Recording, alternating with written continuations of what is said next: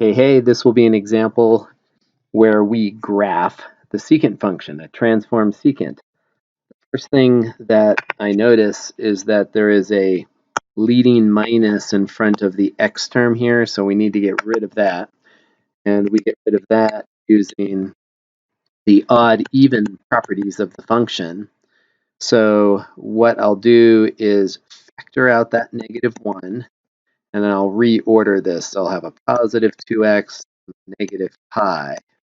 So I have it in the standard order. Now, the cosine function, which is the reciprocal of secant, is even, which means secant is also even.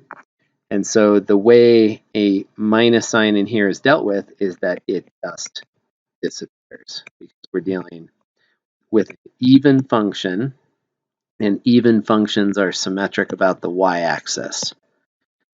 Now I'm going to factor the 2 to the front of the angle there, and that allows me to come up with the characteristics for the guide function. So the guide function is the reciprocal function, so the guide will be 3 times cosine 2 times x minus pi halves plus 4. So here are the 5 characteristics for the guide function. So we start with reflection.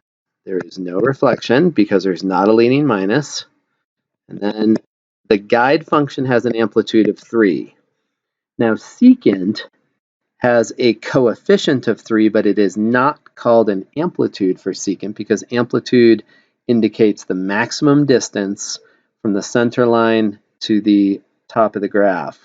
And secant goes up and down forever, so there is no max distance from the graph to the center line.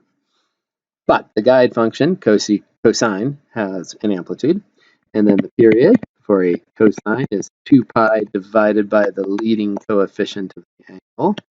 So the period here will be pi. Phase shift is the opposite of what we see after we have factored this so that we have just a single x here. So our phase shift is going to be pi divided by 2. And then vertical shift, that's the easiest one. It's what's on the outside, so it's an up 4, vertical shift of positive 4. All right, so now let's go ahead and remember that the shape for cosine looks like this. So this is the shape we're targeting. So cosine has this shape where those are the 5 key points and the center line is right there. So that is the shape of cosine. That's the shape of our guide. And we are going to start at the phase shift. The left endpoint is always, the left endpoint of the principal cycle is always at the phase shift. And we will we'll call that pi over 2. So 4 little squares is pi over 2. 1, 2, 3, 4 more. That will bring us up to pi. 4 more. That will bring us to 3 pi over 2. That is where we stop because the period is pi. So that means the distance from the left endpoint to the right endpoint has to be pi. Now the vertical shift here is 4, so let's get that on here. And let me mark the center line. So the center line of the graph is going to be right there. That's our center line. So we can graph our key points. So first key point is top left. So it's going to be 3 units because the amplitude is 3 units above the center line. Let's go with the right one. That's 3 units above the center line over there. Let's go with the middle one. That's 3 units below the center line. And then the midpoints there drop right onto the center line. And we just want to draw this, with some curve to it. It's not a V. It's got some shape. So that is the principal cycle of the guide. Now, anywhere the guide crosses the center line, that's going to correspond to an asymptote for the original function. So we're dropping in two vertical asymptotes right where the guide crosses the center line.